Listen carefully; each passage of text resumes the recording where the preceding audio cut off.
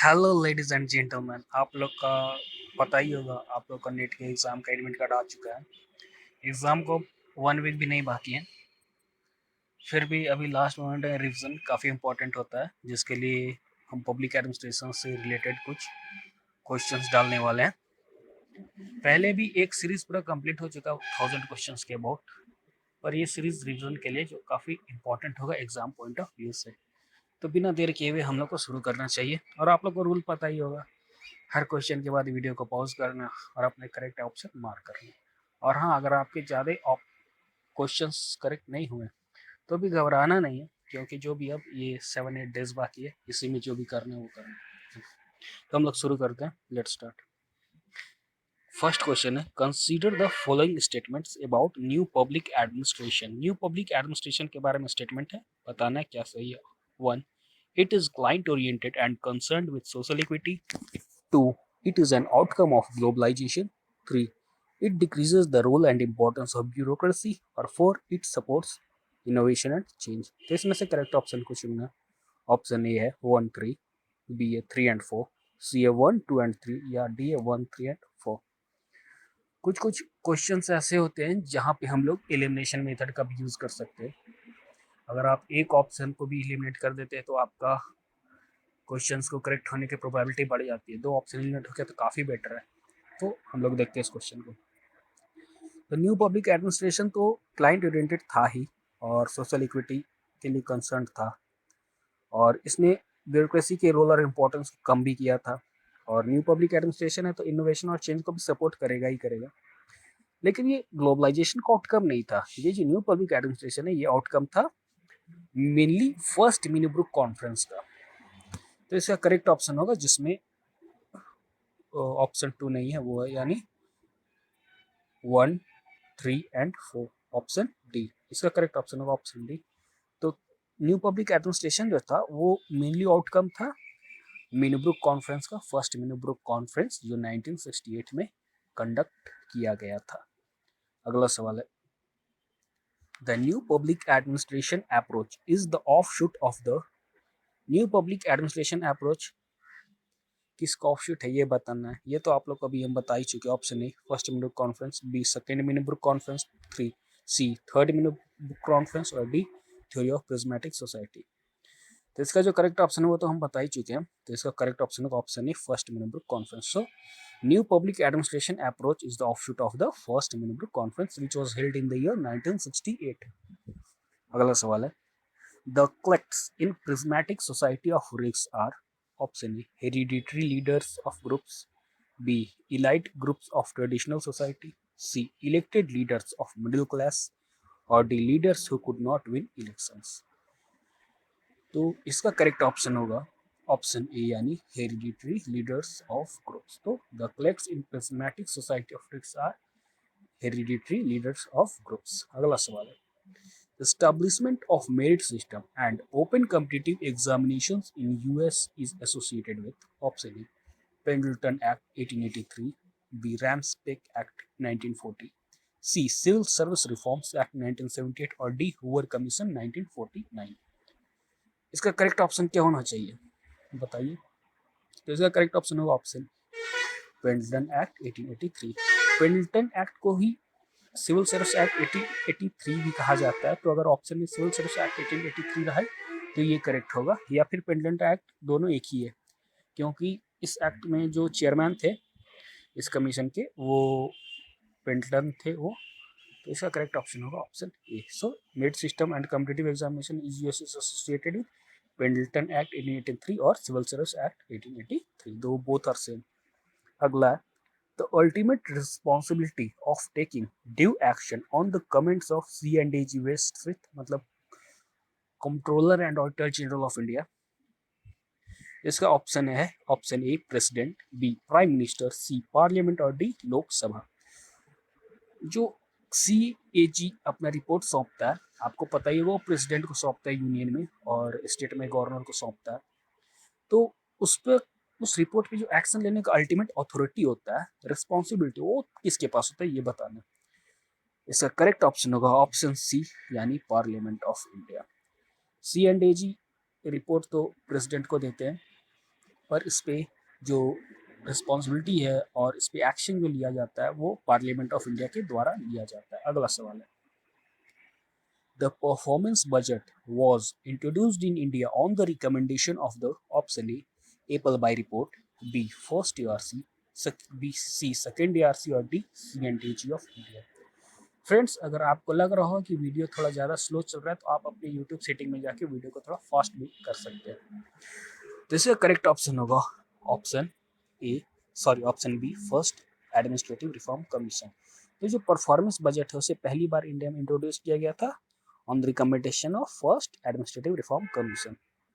अगला सवाल है, consider the following statements. One, administrative reforms covers policy, institutional, structural, procedural and behavioral aspects of administrative working। और to है, the philosophy of administrative reforms have no place in the total scheme of administrative reform। तो इसमें से correct option को चुनना, option A है only one, B only two, C both one and two और D neither one and two. तो इसमें अगर आप थोड़ा कॉमन सेंस यूज करके भी इस क्वेश्चन को क्लियर कर सकते हैं। इसमें सेकंड ऑप्शन देखिएगा, the philosophy of administrative reforms have no place in the total scheme of administrative reform. ऐसा कैसे हो सकता है? ऐसा कैसे हो सकता है कि जो फिलोसफी एडमिनिस्ट्रेटिव रिफॉर्म का, उसका वैल्यू ही कुछ नहीं होगा एडमिनिस्ट्रेटिव रिफॉर्म के स्कीम में? ऐसा तो नहीं होगा। तो यहाँ जो ऑप्शन टू है वो गलत है, तो इसमें हम लोग ऑप्शन बी और ऑप्शन सी को एलिमिनेट कर दें, यानी हमारे पास ऑप्शन ए और डी बचता है। अगर आप इस तरह से ऑप्शन को एलिमिनेट करते तो आपके पास 50-50 चांस है अगर आप ए या डी को मार्क करते, क्योंकि निगेटिव मार्किंग तो नहीं है, तो अगर आप ए या डी को मार्क करते तो आपके पास 50-50% चांस है कि आप करेक्ट हो सकते हैं। पर इसका करेक्ट ऑप्शन हम बताते हैं, इसका करेक्ट ऑप्शन होगा ऑप्शन ए, यानी ओनली वन।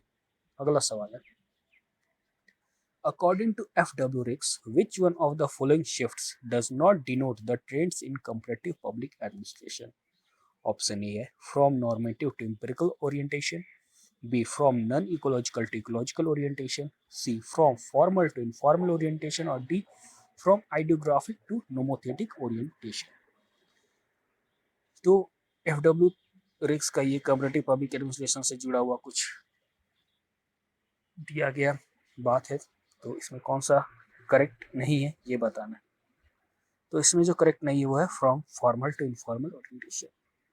अगला सवाल है, which of the following pairs is not correctly matched. दोस्तों देखते चलिए, क्वेश्चन में नॉट रहता है कभी कभी और वो मिस हो जाता है नज़र से, जिस वजह से क्वेश्चन गलत हो सकता है। तो ये बात ध्यान रखिएगा कि क्वेश्चन में नॉट है कि क्या है। तो पहला है option A, new public administration Dwight Waldo, B comparative public administration FW Riggs, C administrative development Robert Dahl, D development administration Edward Weidner. तो इसका करेक्ट ऑप्शन होगा option C, administrative development Robert Dahl. Administrative development Robert Dahl से associated नहीं है। अगला सवाल है, consider the following statements about new public administration. New public administration के बारे में कुछ स्टेटमेंट दिए गए, बताना है कौन सा स्टेटमेंट सही है। One, it is a philosophical movement of the 1970s.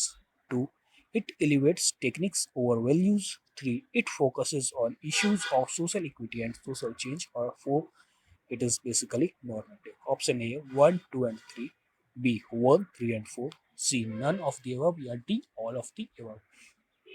इसका करेक्ट ऑप्शन होगा ऑप्शन 1, 3 एंड 4 यानी ऑप्शन बी।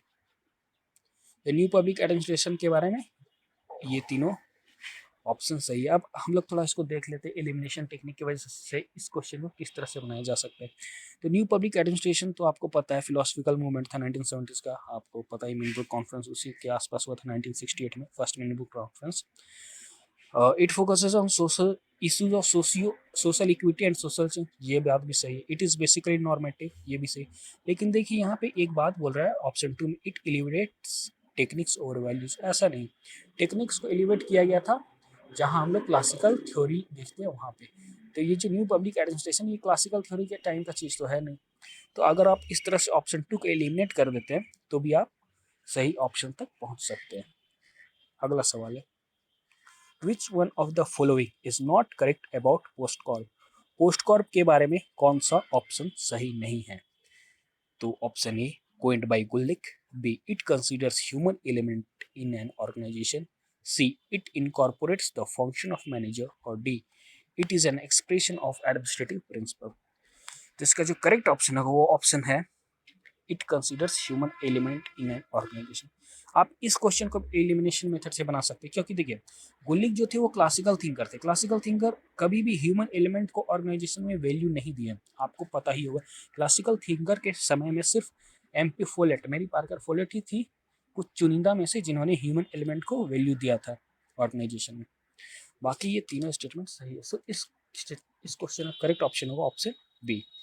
अगला सवाल है which of the following is not associated with the world trade organisation. World trade organisation से कौन सा जुड़ा हुआ नहीं। Option A Bretton Woods system, B Doha development agenda, C general agreement on trade and tariffs, D Uruguay round. तो इसका correct option होगा option A Bretton Woods system. Bretton Woods system world trade organisation से जुड़ा हुआ नहीं, बाकी Doha development agenda, general agreement on trade and tariffs और Uruguay round ये तीनों ही वर्ल्ड ट्रेड ऑर्गेनाइजेशन से जुड़ा हुआ है, यानी WTO से जुड़ा हुआ है। अगला सवाल है who among the following said the study of administration deals with main materials and methods? Option A Henry Fayol, B Luther Lyndall Urwig, C Lewis Merriam, D Percy McQueen। इसका भी आप इस क्वेश्चन का भी आप एलिमिनेशन से थोड़ा नजदीक पहुंच सकते हैं। देखिए ये एडमिनिस्ट्रेशन का बात कर रहा है, administration deals with main materials and methods. Main मतलब ह्यूमन से जुड़ा हुआ। अगर आपको याद हो तो हेनरी फ्यूल और लिंडल उर्विक ये सब क्लासिकल थ्योरी के टाइम के थे, और इन्होंने ह्यूमन वैल्यू को उतना ज़्यादा तवज्जो नहीं दिया था एडमिनिस्ट्रेशन के स्टडी में। तो अगर ये लोग दोनों को हटा दिया जाए तो हम लोग के पास ऑप्शन सी और डी बचना। अगर आपको इस क्वेश्चन का करेक्ट ऑप्शन नहीं भी पता तो आपके पास चांस है कि आप 50-50 क्वेश्चन को करेक्ट कर सकते हैं। तो इसका सही ऑप्शन होगा option D. So Percy McQueen said that the study of administration deals with men materials and methods. अगला सवाल है A performance budget is a technique emphasizing on A. Correlating relationships between outputs and inputs, B. Ensuring legislative control over finance, C. Planning to deploy public resources to achieve the best results, or D. Providing justifications for all programs and activities। तो इसका सही option होगा option A correlating relations between outputs and inputs. तो performance budget is a technique emphasizing on correlating relations between output and input. Performance budget को पहली बार कब coin किया गया था, ये क्वेश्चन में पूछा जा सकता है। तो ये पहली बार कोइन किया गया था first work commission of USA के द्वारा इन 1949। और इंडिया में ये कैसे इंप्लीमेंट किया गया था, किसके रिकमेंडेशन पे, तो वो first ARC first administrative reform commission के रिकमेंडेशन पे परफॉर्मेंस बजट को इंप्लीमेंट किया गया था इंडिया में। अगला सवाल है it is getting harder to run a constitution than to frame one, it is said by. ये काफी पॉपुलर स्टेटमेंट है पब्लिक एडमिनिस्ट्रेशन का। Option A Woodrow Wilson, B Attlee, C Margaret Thatcher और डी बी आर अम्बेडकर। तो इसका सही option होगा Woodrow Wilson. So Woodrow Wilson said that it is getting harder to run a constitution than to frame one. अगला सवाल है consider the following criticisms about Elton Mayow's theory of human relations. 1. It is called cow psychology. 2. It failed to define ethical presupposition of scientific work. 3. It encouraged a paternalistic domination of private life and thought of individuals by their employees. Or 4. It recognized the role of unions in a free society. तो इसमें से कौन सा correct है ये बताना। Option A all of the above, B 1 and 2, C 1, 2 and 3 या D none of the above. इसका जो करेक्ट ऑप्शन है वो ऑप्शन सी यानी 1, 2 and 3। अब इल्टन मेयो का जो क्रिटिसिज्म है ह्यूमन रिलेशन के बारे में उनके बारे में ये सही है कि it is called cow psychology, इसको काउ साइकोलॉजी तो कहा ही जाता था।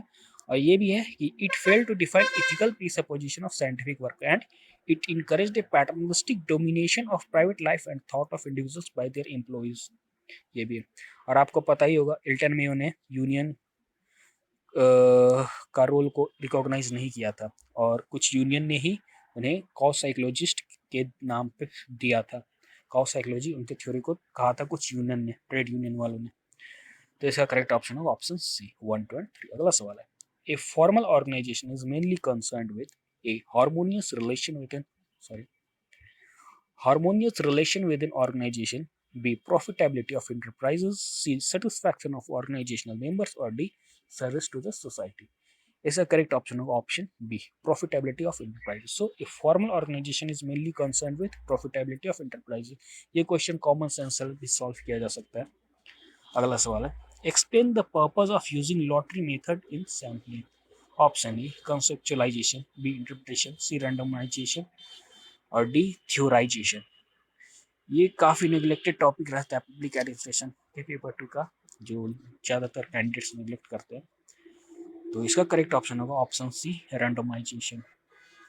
तो purpose of using letter method in sampling is randomisation. अगला सवाल है, which of the following is not under the administrative control of the Ministry of Social Justice and Empowerment of India? Option A, National Commission for Women, B, Minorities Commission, C, National Institute of Social Defense और D, National Institute of Public Cooperation and Child Development. तो इसका correct option ज्यादातर लोगों को पता होगा, national commission for women. तो ministry of social justice and empowerment के under national commission of for women नहीं आता. नेशनल कमीशन फॉर वुमेन आता है ministry of women's and child development या चाइल्ड वेलफेयर.